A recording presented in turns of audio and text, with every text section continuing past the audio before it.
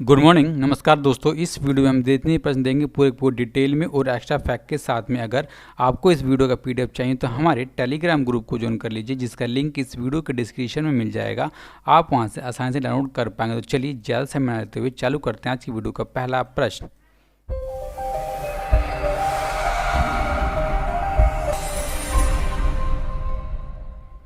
Which is first bank in India to use satellite data to access credit worthless of farmers, यानी कि किसानों की ऋण योग्यता का उपयोग करने के लिए उपग्रह डेटा का उपयोग करने वाला भारत का पहला बैंक कौन सा बन गया है? तो पहला बैंक बन गया ऑप्शन नंबर ए, यानी कि ICICI बैंक। अब देखिए इसके माध्यम से ये करने क्या वाला है, अगर किसी भी किसान को ऋण चाहिए इस बैंक से दोस्तों, तो बैंक देखता है कि वो किसान ऋण चुका सकता है कि नहीं चुका सकता। अब देखिए वो पता कैसे लगाएगा, तो उपग्रह डेटा का उपयोग करेगा और देखेगा कि किसान की कितनी जमीन है, उस पर क्या लगा हुआ है और उस पर कैसी फसल लगी हुई है दोस्तों, उसका उपयोग करेगा, तब उसको ऋण देने का काम करेगा। अब देखिए ये सारा डेटा इकट्ठा करने में 15 दिन लग सकते हैं, यानी कि जो 15 दिनों के बाद ICICI बैंक उनको पैसा देने का काम करेगा उसके अकाउंट में दोस्तों। ठीक है, आपने बहुत आसान तरीके से समझ लिया इसके बारे में। ठीक है, अब देखिए सेम यही योजना जो ICICI बैंक है महाराष्ट्र, मध्य प्रदेश,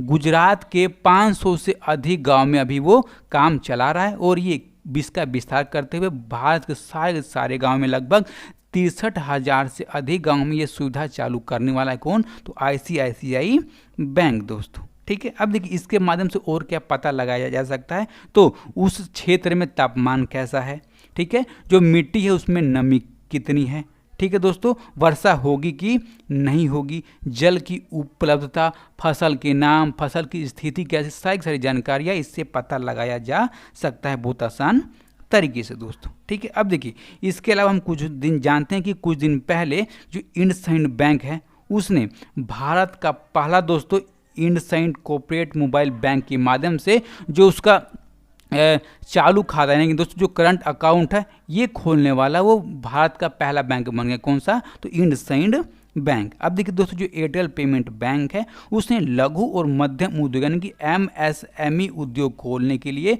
लोन देने वाला भारत का पहला बैंक कौन सा बन गया? तो एयरटेल पेमेंट बैंक दोस्तों। ठीक है, अब हम देखते हैं ICICI बैंक के बारे में। जो ICICI बैंक है इसका फुल फॉर्म क्या होता है सबसे पहले हम ये जानते हैं। जिसका फुल फॉर्म है industrial credit and investment corporation of India. इसकी टैगलाइन है good people to grow with. इसके ऑनर हैं कौन से दोस्तों? ये प्राइवेट कंपनी है, प्राइवेट बैंक है भारत में। इसकी स्थापना हुई थी 5 जनवरी 1994 को और इसका हेडक्वार्टर है मुंबई में। इसके पेंटिंग में चेयरमैन है Girish Chandra Chaturvedi and MD and CEO हैं संदीप बख्शी दोस्तों। ओके, आपको इतना याद करना होगा। अगर आपको वीडियो अच्छी लग रही है दोस्तों, आपके लिए किसी तरह भी हेल्पफुल हो तो वीडियो को अभी लाइक कीजिए। अगर अच्छी ना लगे तो डिसलाइक कीजिए। डिसलाइक क्योंकि आपने ये अवश्य बताइएगा। और आपसे रिक्वेस्ट है कि अगर आपने इस चैनल को अभी तक सब्सक्राइब ना किया तो सब्सक्राइब कर लें और बेल बटन अवश्य दबाएं। ओके, नेक्स्ट क्वेश्चन देखते हैं।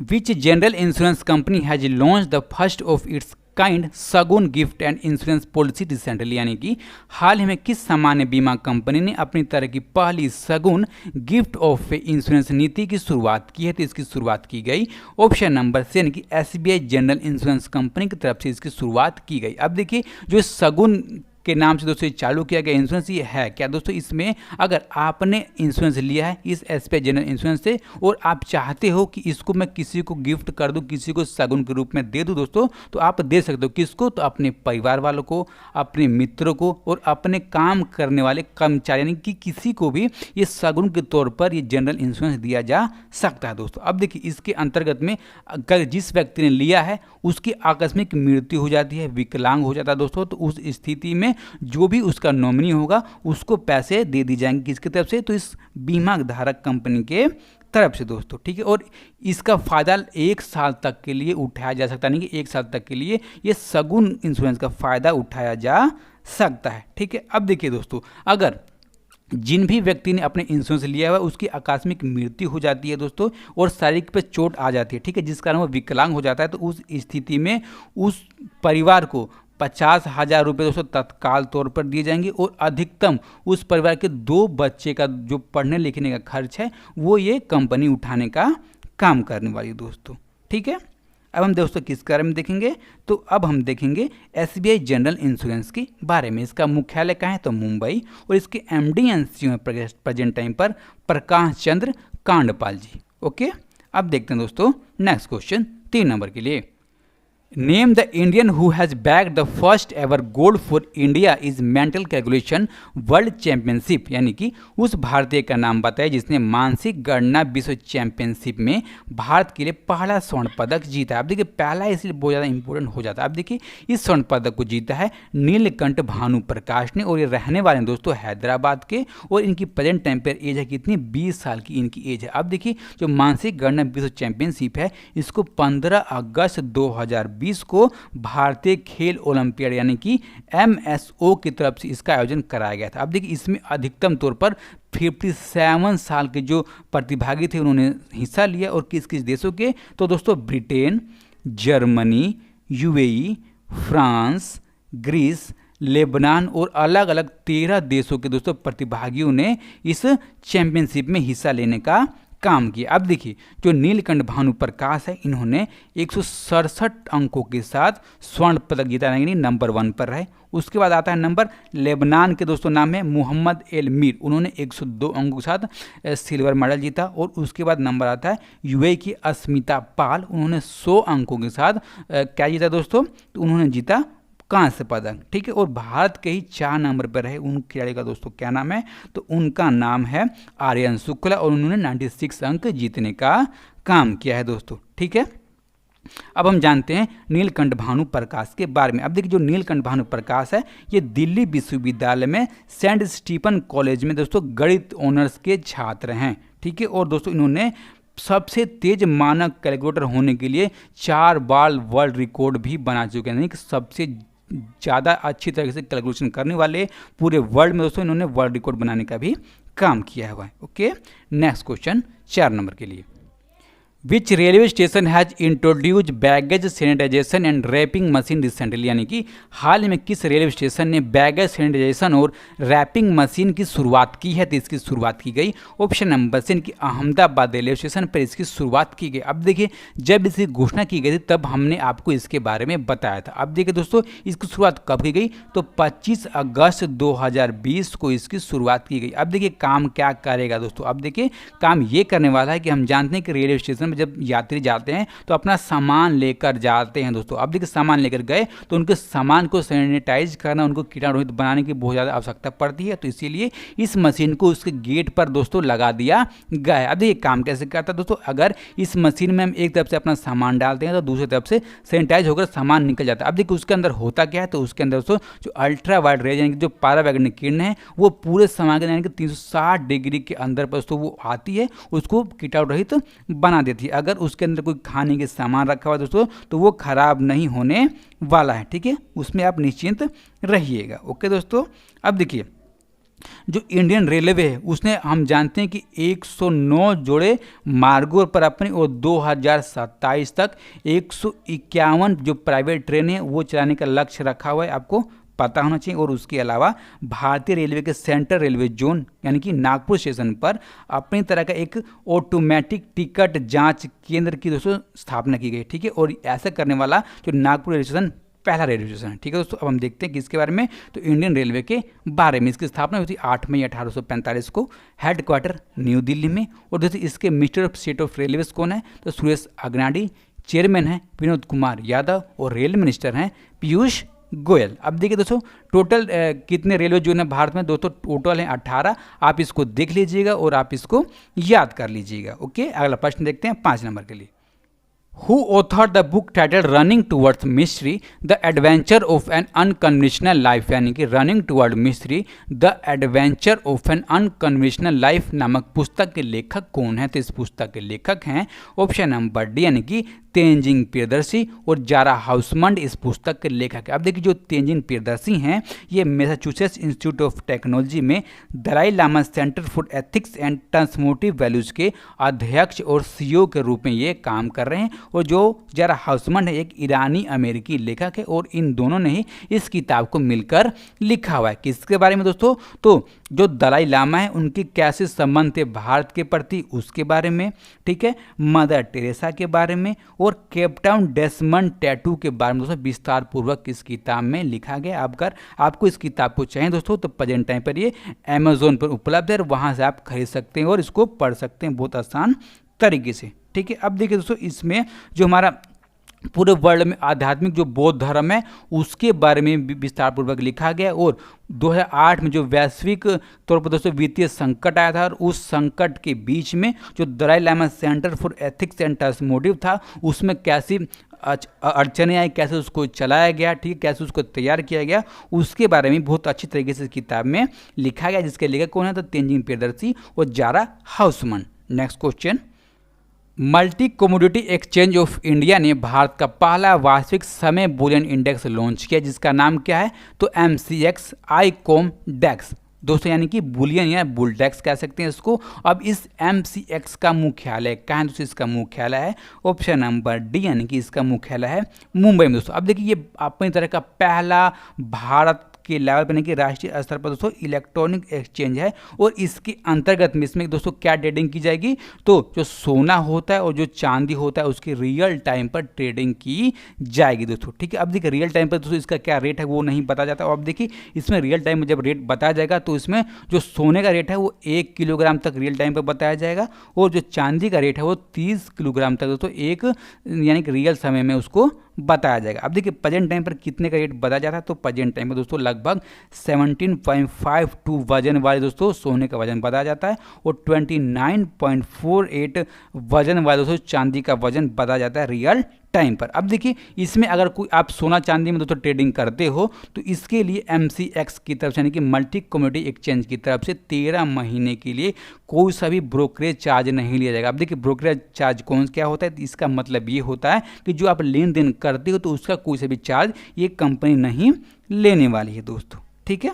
अब इसके बारे में दोस्तों आप समझ लीजिएगा, इसको अभी लॉन्च कर देगा और भारत का पहला बुलियन इंडेक्स है, ठीक है। इसका नाम आप देख लीजिएगा और इसका मुख्यालय का है? तो इसका मुख्यालय महाराष्ट्र में। इसके अध्यक्ष प्रेजेंट टाइम पर सौरभ चंद्रा और इसके MD एंड CEO हैं PS रेड्डी, इसके MD एंड CEO हैं। ओके, नेक्स्ट क्वेश्चन 7 नंबर के लिए, women's equality day is observed on which of the following days, यानी कि महिला समानता दिवस निम्न में से किस दिन को मनाया जाता है? तो ये मनाया जाता है ऑप्शन नंबर सी, यानी कि 26 अगस्त को ये मनाया जाता है। अब देखिए मनाने का पीछे का उद्देश्य क्या दोस्तों? उद्देश्य ये है कि कड़ी आंदोलन करने के बाद में जब अपने समाज के बीच में महिलाओं को दोस्तों वोटिंग का अधिकार मिला तो उस अधिकार को सम्मान देने के लिए हर साल इस महिला समानता दिवस के रूप में मनाया जाता है दोस्तों। आप इसको याद कर लीजिएगा। अब देखिए इसकी शुरुआत कब हुई? तो इसकी शुरुआत हुई दोस्तों कब? तो संयुक्त राज्य अमेरिका से लगभग 1920 में दोस्तों। और 1920 में